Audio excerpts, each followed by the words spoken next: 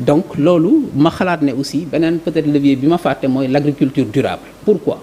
Parce que ñun tey l'agriculture emploie la majorité de notre population active mais participe pour très peu à la création de la richesse. C'est 17% du PIB.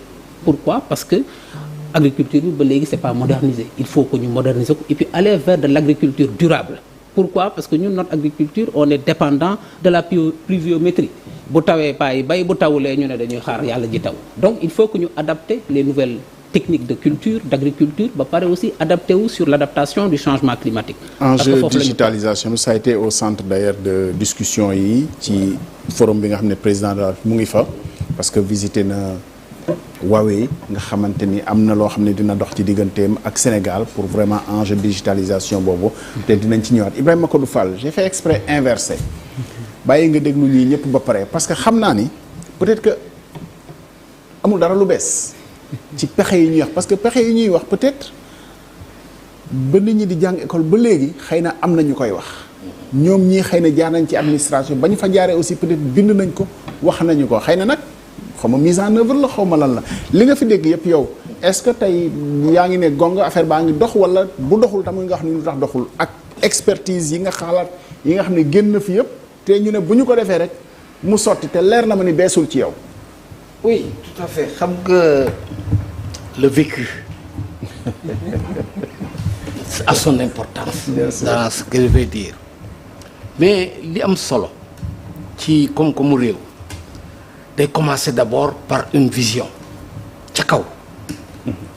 Il faut que njiit ñi ci kaw ñuy wax fi ñu bëgg a dem loolu su amee ñu fexe ba population bi partagé ko vision boobu ñu décliner ko stratégie ba pare mu am une cohérence maintenant dans l'action maanaam à tous les niveaux décisionnels ñu ànd ci mais on peut exprimer une vision ne ñun politique bi la ñuy def ba pare duñ ko mën a traduire ci suuf man loolu dama ko gis Sénégal da nga am un leader un président de la République qui affiche une volonté ferme forte d'aller dans un sens mais ñëpp duñu ànd ak moom.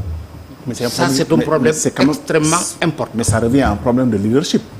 Oui, Afrique yëpp la et si aujourd'hui on veut vaincre la pauvreté parce que il faut reconnaître une chose Afrique nous sommes les moins industrialisés du monde et nos pays sont les plus pauvres du monde. Donc il y a un problème. Si on ne s'industrialise pas et si on ne transforme pas structurellement nos économies, on ne pourra pas régler le problème de la pauvreté, on ne vaincra jamais le chômage. Jamais. Et ça c'est ma profonde conviction. Pour loolu nag il faut que État yi xool seeni atout ak seeni faiblesse ñu def des choix pertinents choix bi dafa am solo ñun on veut être par exemple dans 10 ans on veut être un pays fort textile loolu mën na nekk une vision un choix wala ñu ne dans 10 ans on veut être un pays touristique on a parlé de Dubaï Dubaï a une vision lii la ñu bëgg a nekk on a parlé de la Malaisie tout à l'heure mais Mahathir il a développé à partir d'un programme très simple Felda programme je me souviens bien Felda programme il a fait développer des fermes partout à travers la Malaisie pour produire de l'huile de palme dañuy jëmbat 4 ans après mu commencé produire ñu samp usine bi si vous faites le tour de la Malaisie vous allez être impressionné par ce programme avec un accompagnement des paysans scolarisation des enfants yëpp c'est un programme complet ça s'appelle Felda programme vous pouvez le visiter mais kon ñun on aurait pu se développer depuis très longtemps parce que pour rester ci sa domaine chaîne de valeur bu coton on était quand même premier producteur de coton ci sous-région bi tu sais dans les années 60 il y a une étude qui a été faite pour le développement des pays africains et malgaches xam nga lu ñu préconiser woon pour industrialiser l'Afrique le textile c'était le choix pour développer l'Afrique et les pays malgaches c'est le textile le coton intégration filature, tissage, etc., de confection. C'était la voie la plus rapide pour industrialiser l'Afrique. Et jusqu'à présent, moi, je crois que c'est la voie la plus rapide pour industrialiser l'Afrique. Et le Sénégal en particulier. Parce que nous, on a quand même une main-d'œuvre abondante. Elle est là, disponible. On a la chance d'avoir une position géographique exceptionnelle. On est à 10 jours de bateau des États-Unis, 10 jours de bateau de l'Europe. En vol aérien, on est à 5-6 heures de ces pays-là. Sous nos positions, je pense que beaucoup de pays nous l'envient. Maintenant, Magno. Et puis, il faut que du Sénégal. L'État nous a choisir ce secteur pour industrialiser le pays. On a la chance de découvrir le pétrole et le gaz. L'électricité, c'est nous gorgorlo. Je pense que maintenant qu'on a industriel 20 francs le kilowattheure. Moi, je donne ce chiffre. Warul 25 francs le kilowattheure si on exploite rationnellement notre gaz. Et ça, c'est la porte pour l'industrialisation du Sénégal. Mais Ibrahima Kodoufa, pourtant, ce que vous dites, ce n'est pas plus rassurant que ça. Parce que le secteur que vous dites, tout le pays, ils font des milliers de kilomètres pour Moutiko, la confection. C'est une confection, Malaisie, Bangladesh. Je donne un exemple quand même.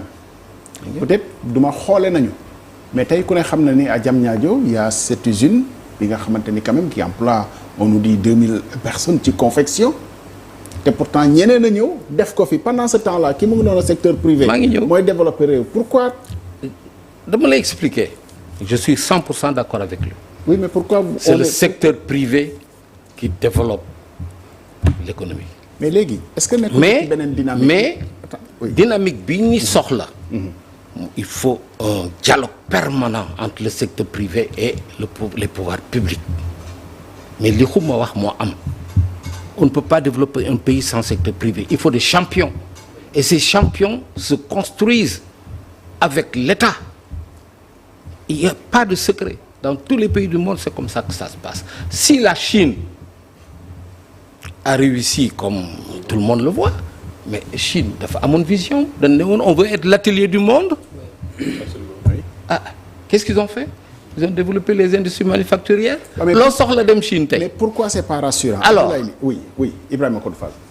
Les Chinois qui sont venus s'installer ici, de nos pour profiter des avantages du Sénégal, exportés aux États-Unis dans le cadre de l'AGOA, les tissus bichens mais ne nous attendons pas que nous développions une industrie. Confection bi mo len intéressé mais produire tissu bi ci sen dëkk lañ koy bëgg def tissu yi ñun ñoko wara produire suñu bop da nga li ma la wax ils sont pas venus pour faire une industrie intégrée dañ y a des avantages aux États-Unis amul quota amul droit de douane ma ñëw fi ñaw ko fi yobbu ko d'autant plus que le coût de la minute en Chine maintenant est plus élevé que même le coût de la minute au Sénégal. Oui, mais est-ce qu'on n'est pas en train de rater quand même le coche? Parce qu'on parle de secteur privé. Non. Mais si c'est d'autres qui viennent le faire, parce qu'on peut prendre d'autres exemples sur l'horticulture aujourd'hui. Il y a des contraintes, c'est tout. Il y a des contraintes mais est-ce qu'on n'est pas en train de rater? On n'est pas en train de rater le coche si c'est d'autres qui viennent le faire. Encore une fois, ce n'est pas stigmatiser qui que ce soit, mais comme secteur privé, pourquoi ce n'est pas le secteur privé local qui est aux avant-postes quand même dans ces combats d'arrière-garde? Parce que si nous faisons aussi, il faut reconnaître une chose, M. Cissé. Oui. Vraiment, pour clore cette partie, on n'a pas investi dans le capital humain. Il faut aussi des compétences.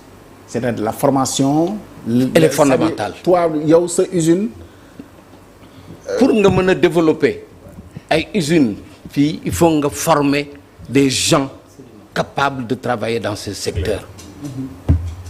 C'est le deuxième levier. Voilà le problème. Donc moi, je suis content d'ailleurs que les autorités prévoient d'organiser les états généraux de l'industrie. Tout à fait. Ça, on va définir le cap. Mais il faut souhaiter, une fois que le cap est défini, nous peut top yon bi.